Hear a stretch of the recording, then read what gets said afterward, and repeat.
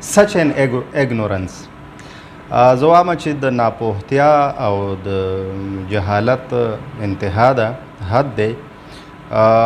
ګوره که دا خبره یو وړوکی سړی وکړي که نه چې مطلب دا دی د هغه په اوږو داسې څه بار نه وي، څه فریضه نه وي، نو بیا هم سړی وي چې زه ټیک شو لکه یو خبره وه یو سړي وکړه.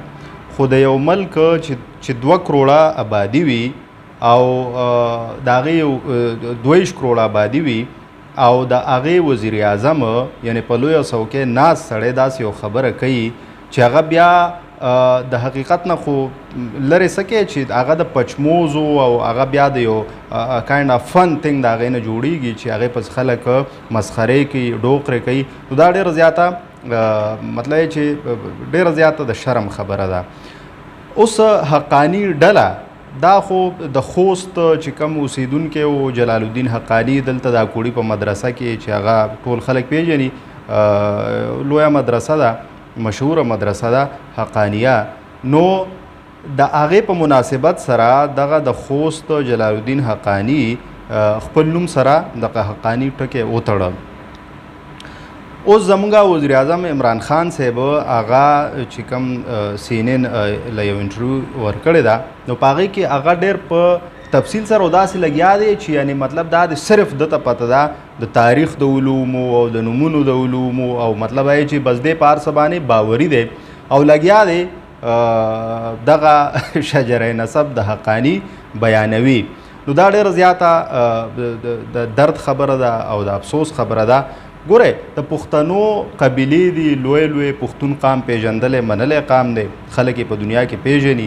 بیا د دوی ټرایبز دي، سب ټرایبز دي، خیلونه دي په دې کې، په هغې کې مطلب موږ د لوی لوی چې نومونه اخلو نو هم بلا ټیم ماشاءالله پښتانه لکه د ګلدستې په شان دي، ډېر زیات دي. ایسبزي دي، مومن دي، خټک دي، وزیر دي، مسید دي، بلا لوی لوی بلا دی کې بیا په دې کې سب ټرایبز دي، راضي احمدزي دي، محمدزي دي. اوس په دې کې یو بله اضافه وشوه، لبدمرغه وغه حقاني دي.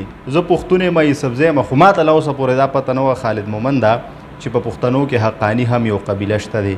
نن ماته تھینکس ټو عمران خان صاحب چې ماته دا پته ولګېده چې زمونږ په قبیلو کې یو قبیله حقاني هم ده. بهرحال دا خو به څېړنکار دا معلوموي چې دا پکې د کله نه راغله، آیا دا روایت پوس جاری وي، خلک به پکې نوې نوې قبیلې کېدی سار له پکې څوک د بل ځای نه څه بټ مټ څه خوا دی خوا نورې قبیلې هم پکې رادننه کي. بهرحال خو په دې کې د افسوس خبره دا ده چې ډېر په یو ډیلیکیټ طریقه باندې په یو داسې انداز کې، په نرم انداز کې په پښتنو باندې د ترهګرۍ هغه ټاپه لګولی کېږي.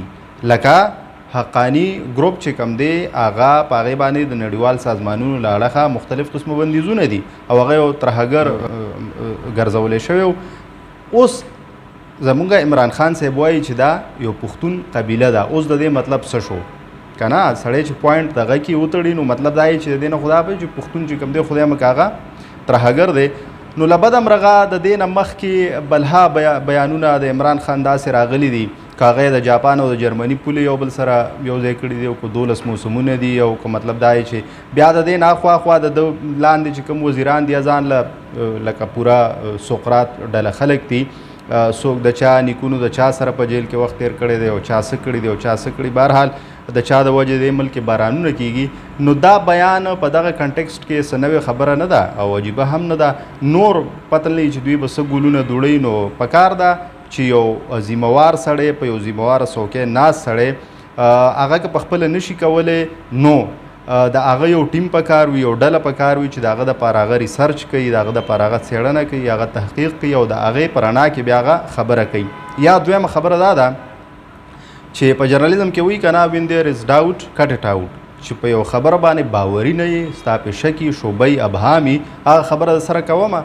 ځکه چې کلام الملوک ملوک الکلام، د لوی سړي خبره د خبرو سرداري، یعنی هغه هوا خوري، هغې ته وزن ملاویږي او چې غلطه نو هغه وزن به څنګه وي. بهرحال له بدمرغه روایت داسې جوړ شوی دی چې هر سړی ناست دی د بل سپکه وایي او خپله درنه وایي. د 1300 کلونو راهسې په دې ملک کې سیاست بدنام کړی شو، سیاستدانان چې کوم دی نو هغه بدنام کړی شو. د سیاستدانانو په شکل کې مختلف قسمه بزنسمنان راوستی شو. لکه په پنجاب کې داسې په دغه کابینو کې ناس خلک دي چې هغه مطلب دا دی چې ډېر لوی لوی بزنسونه کوي. دلته د پاکستان روپۍ په ښکته روانه ده، ډالر په بره روان دی، سره زر څومره ګران شو، د تیل مونږ نوم داسې نشو اخیستی، غریب سړی تصور نشي کولی د غوړو غریب بیخي غریب لاندې لاړ او میډل کلاس هغه غریب شه او زمونږ غوندې خلک دا خو مزدور کاره د دوی خوړو څوک تپوس نه کوي. نو دغې طرف ته د چا پام نشتی او بعضې وزیرانو چینل یې واغېښتې ځان له بینکونه یې واغېښتل او هغه د عمران خان په کابینو کې ناس خلک دي. د دې چې کم دی نو لکه تپوس کول پکار دي. نو دغې طرف ته پام نشتی. د کرپشن چغې دي خو د ده په خوا کې د په څانګونو کې ناس خلک چې کم دی نو هغه په هغې کې ښکیل دي. مطلب دا چې د هغې څه تپوس نشتی.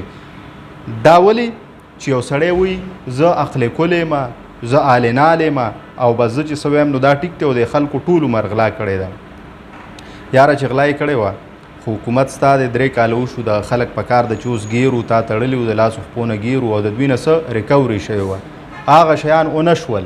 اوس دغه شیان چې ونه شول نو د دې نتیجه دا ده چې غلط فهمۍ به پیدا کیږي، ابهام به پیدا کیږي او مختلف قسمه داسې خبرې به ذهن ته راځي چې هغه به د سوالونو په شکل کې راولاړېږي.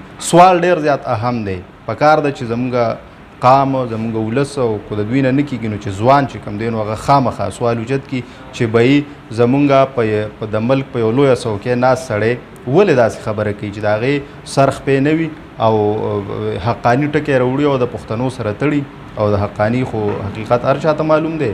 نور تاسو ته ما د هغې تشریح وکړه. نو په کار ده په دې باندې دا ده چې یو خو چې کوم انکر صاحب دغه انټرویو دغه مرکه کړې ده نو هغې بیا یو ټویټ کړی دی چې لکه سچ ان اګنورنس که نه ان ایکټ آف اګنورنس. نو دا هم د شرم خبره شي که دلته یو سړی نه پیږي او د دوی پروپیګنډې تیزې دي او سار غرمه ماښام چې کوم دی د عمران خان د وزیرانو د حکومتونو ستاینې کیږي او بلا خلک لګیایي چې یاره د دا توره وواله او هغه دا توره وواله نو ډېر خلک د دغې نه هم متاثره کیږي. خو باید ځوان کول چې کوم دی هغه نور سوال اوچت کړي چې بهی دا سړی راته نو په ما څومره قرضه وه اوس څومره ده. باید زما ځوان کول دا سوال اوچت کړي چې ډالر هغه وخت څومره اوس څومره دی، روپۍ هغه وخت چېرته وه اوس چېرته ده، غوړي هغه وخت زما پلار په څو راړل اوس په څو باندې راړي. دا سوالونه د دې وکړي ځکه که دا نه کوي نو 2 کاله پس په حشر د دې نه هم ډېر زیات لکه ډېر زیات بربادي راوړي دا شی.